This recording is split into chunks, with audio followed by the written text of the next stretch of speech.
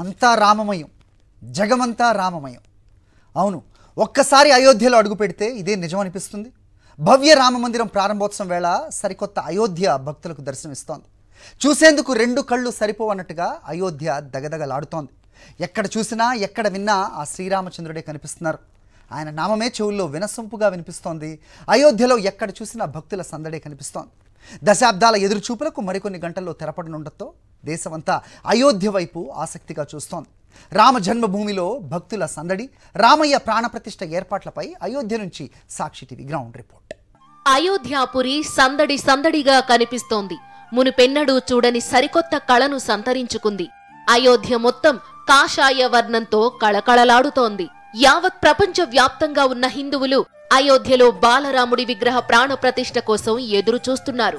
రామయ్య భవ్య మందిరం మాత్రమే కాదు, రామ జన్మభూమిలో ఉన్న ఇతర ఆలయాలు, షాప్లు, నివాస ప్రాంతాలు అన్నీ కళకళలాడుతున్నాయి.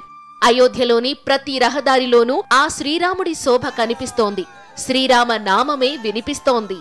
సో అయోధ్య అంతా బాలరాముడి ప్రతిష్టకు సంబంధించి పూర్తి స్థాయిలో ఏర్పాట్లు జరిగినాయి. అయోధ్యకు సంబంధించిన ప్రతి అణువణువు ఎక్కడ చూసినా సరే రాముడికి సంబంధించినటువంటి విగ్రహాలు, రాముడి చిత్రపటాలు, రామబాణానికి సంబంధించినటువంటి గుర్తులతో మొత్తం అయోధ్యాపురి అంతా కూడా నిండిపోయినటువంటి దృశ్యాలను మనం ప్రత్యక్షంగా చూస్తున్నాం. ఇదంతా కూడా హనుమాన్ గడికి వెళ్ళేటువంటి దారి. ఇక్కడ నుంచి మనం కొద్ది దూరంలో వెళ్ళినట్లయితే అయోధ్య ధామ్, రామ్ మందిర్, రామ్ లల్లా మనకు కనబడుతుంది. సో ఎక్కడ చూసినా ఆధ్యాత్మికత అనేది ఉట్టిపడుతుంది. మనం ఇక్కడ ఉన్నటువంటి షాప్స్కి సంబంధించి ఇట్లా మూసివేసిన తర్వాత మనకు కనబడవచ్చు. అక్కడ వెంకటేశ్వర స్వామికి సంబంధించినటువంటి నామాల్ని మనం చూస్తున్నాం. సో అదేవిధంగా ఆంజనేయునికి సంబంధించినటువంటి జై శ్రీరామ్ అంటూ, తర్వాత శ్రీరామునికి సంబంధించినటువంటి బాణం అనేది ఒక గుర్తు ఉంటుంది. ఏదైనా సరే ముక్కుసూటిగా చెప్పాలి, ముక్కుసూటిగా ఉండాలి అనేందుకు చెప్పేటువంటి రామబాణానికి సంబంధించినటువంటి గుర్తులు కావచ్చు. మనం చూసుకోవచ్చు లతా మంగేష్కర్ చౌక్ నుంచి ఇటు హనుమాన్ గడికి వెళ్ళేటువంటి దారి, తర్వాత ఇక్కడ నుంచి మనం రామ జన్మభూమి అయినటువంటి రామ్ మందిర్కి వెళ్ళేటువంటి దారి, ఇదంతా కనబడుతుంది. ఇక అయోధ్యలో ప్రతి గోడపై కనిపించే చిత్రాలు భక్తుల్ని మంత్రముగ్ధులను చేస్తున్నాయి.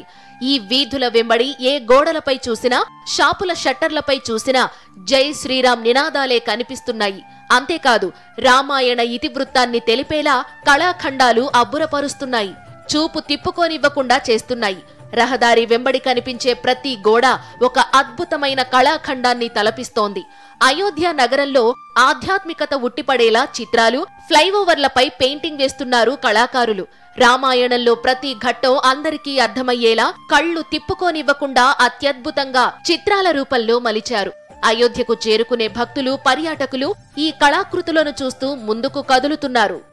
రెక్క తెగిపడిపోయిన జటాయుని రాముడు తన ఒడిలోకి తీసుకుని ఏం జరిగిందో తెలుసుకుంటున్న దృశ్యాన్ని ఇలా అందమైన మ్యూరల్ రూపంలో ఈ మ్యూరల్ మనకి కనిపిస్తుంది. మ్యూరల్ రూపంలో దీన్ని పూర్తిగా రూపొందించారు. లక్ష్మణుడు నీరు తెచ్చి ఇవ్వడం, రాముడి ఒడిలో జటాయు, ఇదంతా ఈ మ్యూరల్ సారాంశం. అయోధ్య నగరంలో కరెక్ట్ గా గుడిని దాటి మొదటి ప్రాకారానికి వస్తున్నప్పుడు ఈ జటాయు గుర్తుని కూడా ఉంచడానికి నిర్ణయించారు.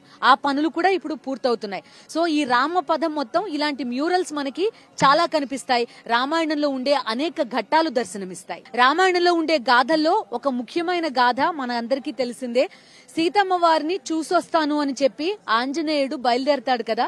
ఆ ఆంజనేయుడు బయలుదేరిన తర్వాత లంకా దహనం తర్వాత ఆంజనేయుడిని బంధించి రావణుడి దగ్గరికి తీసుకొస్తారు. తీసుకొచ్చినప్పుడు ఇదిగో ఆంజనేయుడిని బంధించినట్టుగా ఉండే ఈ దృశ్యం మనకు కనబడుతుంది. ఆ తర్వాత మనం ఆంజనేయుడు ఏం చేశాడు ఇదంతా కూడా మనకి రామాయణ గాథగా కనిపిస్తూ ఉంటుంది. అటువంటి ఒక అద్భుతమైన మ్యూరల్ ని ఇక్కడ రూపొందించారు.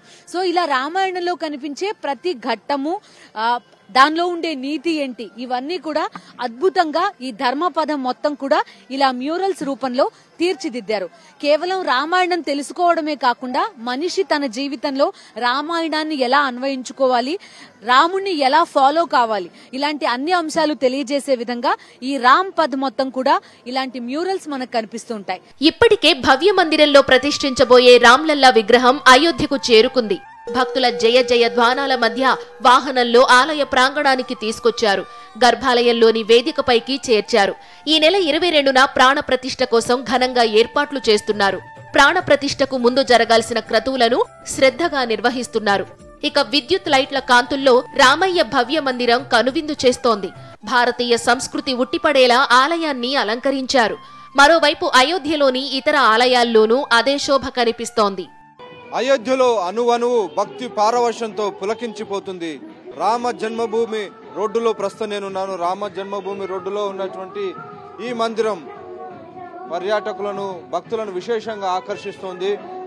కృష్ణుడు రాధతో కలిసి ఊయల ఊగుతున్నట్టుగా ఏర్పాటు చేసినటువంటి ఈ మందిరం, అలాగే శ్రీ విష్ణు మహా అవతారాన్ని ఇక్కడ ఏర్పాటు చేశారు. ఈ విగ్రహం విశేషంగా ఆకర్షిస్తుంది.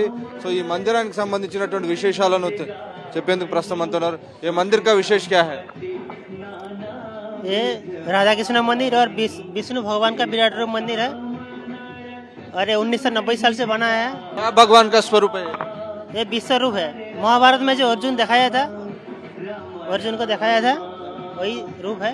మరొక మందిరాన్ని మనం విజిట్ చేద్దాం. ఈ మందిరం ये इसका मंदिर का क्या है विशेषता?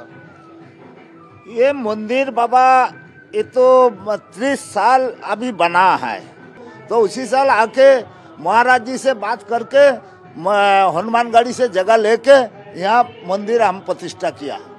సో దాదాపు 30 సంవత్సరాల నుంచి కూడా ఇది కొనసాగుతోంది.